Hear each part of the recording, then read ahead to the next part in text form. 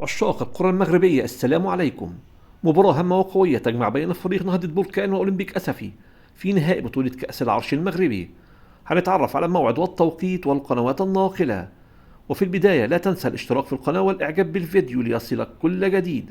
وتوقع معنا نتيجة مباراة نهضة بركان وأولمبيك أسفي في التعليقات أسفل الفيديو. وصعد فريق نهضة بركان إلى نهائي بطولة كأس العرش المغربي بعد الفوز على فريق المغرب التطواني بثلاثة أهداف مقابل لا شيء، بينما صعد فريق أولمبيك أسفي بعد الفوز على فريق اتحاد تورقة بهدف مقابل لا شيء.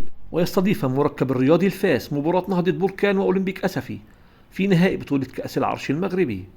مباراة نهضة بركان وأولمبيك أسفي تقام اليوم الأحد 29/6/2025 عند الساعة 8 بتوقيت المغرب وتونس والجزائر، 10 بتوقيت السعودية ومصر والعراق والكويت وقطر والبحرين. وأما عن القنوات الناقلة لمباراة نهضة بركان وأولمبيك أسفي، المباراة منقولة على قناة الرياضية المغربية.